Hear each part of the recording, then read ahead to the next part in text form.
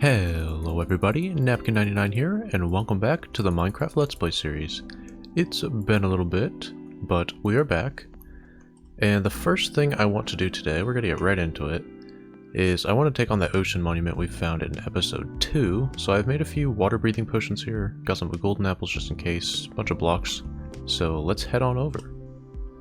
So we are arriving at the ocean monument here. We're probably going to get the spooky guy giving us mining fatigue any second now. So we're gonna try to dive right in. Should probably drink my potion first and not get shot by guardians. So the main reason we want to do this right now is to get these sponges, because I want to start building some farms in our base today. And to build those farms, we're going to need to clear out some aquifers for space. Well, there's a sponge room in here, we know that. We just can't break them at the moment because we have mining fatigue. Well, here's one of the Elder Guardians. Let's clear some space for us here so we can hit him from safety.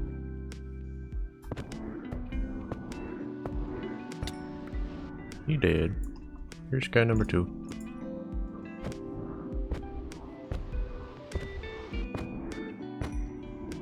Alright, 2 down. 1 more to go. And we got him. So now we wait for mining fatigue to wear off and we collect these sponges. So we are back home now from the ocean monument, and we actually lucked out because we ended up with a stack and 22 of sponges because we had 3 sponge rooms in that ocean monument. So we got pretty lucky there, so that should help us clear out a lot of these aquifers when we're trying to make new farms and stuff in our base. So I want to create a cow farm here so we can finally have a good source of food, because we're actually just about out. And we also need leather. So I mined out a little room here right across the way from our storage room. And this is where we're going to be putting our cow farm. So this will be the cow farm here. We'll have a pit, it's 9 by 7 inside of this ring, where we'll have our cows. And then we're going to push them with water over here. So after we breed them, the babies will be able to fit through this gap here and they'll fall into a little hole where we can then kill them ourselves or kill them with lava. So this is just a design I made myself. It's nothing too crazy. So we're going to put some dispensers over here for the water to push the cows. And then over here, this is how we're going to prevent the adult cows from falling into the pit as well with the baby cows. So we'll do stairs up top here, and then we have warped fences. You can also do crimson ones. You can technically do regular ones, but there's a chance they might burn when the lava comes out. I had it happen in my testing world. So you go ahead and open those up so that it blocks the water, but the mobs can still get through, or the cows rather.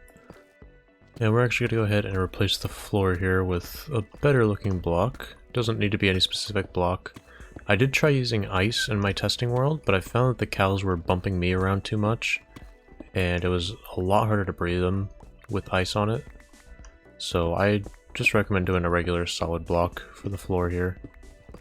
And we actually need to go ahead and remove these blocks below the fence gates, because this is where the baby cows will fall into. And then on the other side over here, we're going to make the chamber where we kill them. So we're just going to mine out this front wall here. So you should have an open spot over here. This is the block where they're going to be. We're going to put a wall here eventually. So down in the floor here, we're going to break these blocks and replace them with hoppers. And we're going to want our hopper to face into the middle block here for our chest going in the floor. And then we'll have all of our other hoppers going into that one. And then on top of this front row of hoppers, we're going to put some walls to prevent the baby cows from escaping. And we're also going to put some upside down stairs here. Just because they look better, you could do solid blocks. But this will also prevent the baby cows from being shot out and on top of the fences here. So they should fall straight down into this area now. So we're actually going to break back in here real quick because I forgot I need to add dispensers below this white concrete here. And this is where the lava is going to shoot from.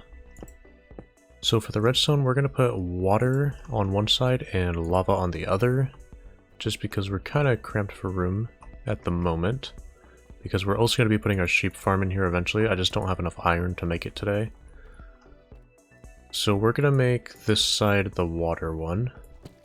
And the water redstone is pretty simple. So we're just going to create some room back here for our redstone to go. So we're back behind these dispensers that are in that box. So below these, we're going to want to put a target block, which sounds kind of weird, but there is a reason for it. So we're going to power these dispensers from the bottom, because that's just the easiest way to get it here. It's a little more compact than putting repeaters into the back of them.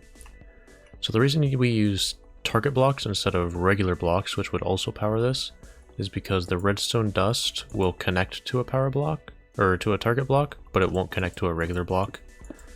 So the redstone will go straight into it like that, and then we basically just have to hook this up to the button. So now if we hit this button, you should hear those dispensers up there go off. We don't actually have water buckets in them yet. So that'll basically just send the water out, because there's no real set amount of time that we want it to be out. It just depends on how long it takes the cows to push over and through this gap here. And then we'll just press the button again and that should turn it off. Then the lava dispensers are pretty much the same system, except at the button here, we're going to want to go to the block below it, place an observer facing up, and place a redstone dust on top of that. And then we'll connect the redstone dust this way. So then when we press this button here, you should hear the dispensers go off, and then they go off again. So that'll basically spit out the lava, and then really shortly after it'll suck the lava back up. It's also important to note that this button has to be a stone button for the lava here, because wooden buttons have a different delay after being pushed before they come back out, which changes how this observer sees it. So the wooden button delay is actually too long. The lava will burn the drops from the cows before they can actually be picked up by the hoppers. So stone button only for this one. And that's pretty much it. So I've got water and lava in the dispensers now, so if you hit the water one, you can see the water flows out. It stays out until you press the button again. Then the lava will come out real quick and go right back in. So before we actually put the cows in our cow farm, I need to get some way of actually getting them over there. Because at the moment there's quite a big gap in the way. It could go all the way around here, but they'll probably get picked up by the water, and I don't feel like doing anything about that at the moment. But it's also about time we get a proper entrance into our base, besides a big long walk and a ladder. So I'm thinking we're going to set up a water elevator here, and then just a straight up drop here. And then we're going to put these iron pressure plates in front just to block the water. Because we're going to land on water here, we're going to float up with water there. So we now finally have a proper and quicker way to get to and from the surface here. So this tube is when we're on the surface. When we want to get down, we'll land in this water and we won't take any damage. And then this one is just a bubble column. We go all the way up, and then we're here on the surface. And then of course we just drop down into this one when we want to get back down. And now that our elevator is in place, it's time to start decorating our base and actually making it look like a base.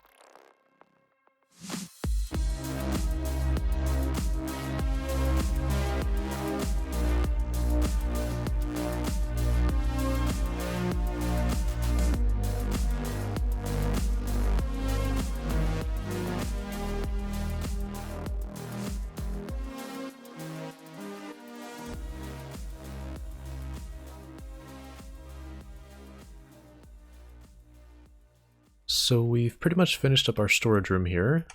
Sorry if the replay was a little bad. I'm still kind of getting used to the mod, and I was trying to figure out how to pause and go back, and sometimes I forgot to resume the recording. But I got all the water in the ceiling here. We have a little bit of an aquarium. You may be able to see some fish swimming around. They're a little harder to see than I thought, but we do actually have glow squid spawning in there as well, so they're pretty cool too.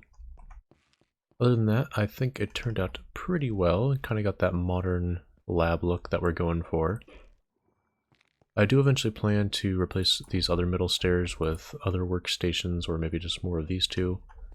Then on the outside here, go on our little bridge. I do want to add some more details to the outside at some point, but I'm not quite sure what I want to do for that yet, so we're just going to leave it as is, but it looks better than what was there for sure. And now I want to do a little bit more work on camera here, not in time-lapse form. I want to try to get a little path made and kind of get in some of this greenery that we want inside the base. So I think our general idea for the walkways and stuff is that we're going to do moss and have path blocks kind of running through it. And then along these edges here, we're eventually going to have a river running through here, but I do not have the resources to make that today. But we're going to have a little railing going across the edges of the river, and it's going to kind of mimic the same style that we did with this bridge here. And I also want to mention that I have a lot of temporary lighting around here, because I do not have sea lanterns, which is what I eventually plan to put in for lighting. So like right here on these posts, and there will be a few of them in the storage room as well. But we want to make a guardian farm before we can do that. So I guess let's just get some moss spreading here. I have a little bit of bone meal. Should hopefully spread and not break anything we have going here. There we go. Spread a little bit. And we'll take some of these azalea trees and place them where we actually want them.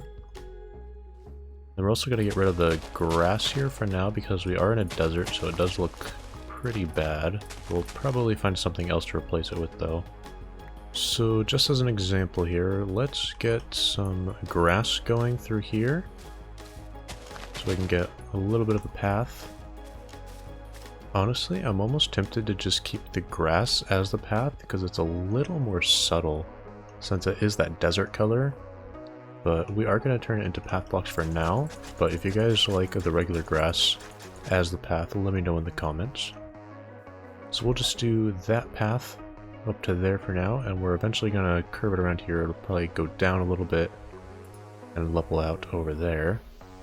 So now we're going to go over a few blocks, probably about to here.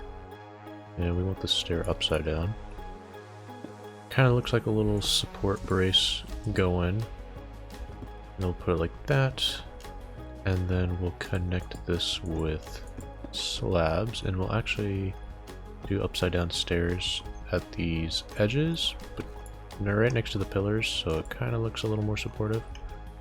And then we'll just put some glass panes over it like that. I think that should look pretty good. We'll go across the other side here and take a look. Yeah. Alright, so I did a tad bit more work on this off camera. I extended the path over to here and a railing, and I also spread some moss and added a railing on the other side. I'm not going to add a path up there yet because we haven't actually built the building yet, so I don't know where the path is going to end. But I do eventually plan to have the path go from the bridge up to that building and then back down, and we'll probably do another bridge across here. And now that we're done doing our building for today, it is time to get our cows into our cow farm that we built a little bit ago. So let's get them out of the pen here. Follow me, cows.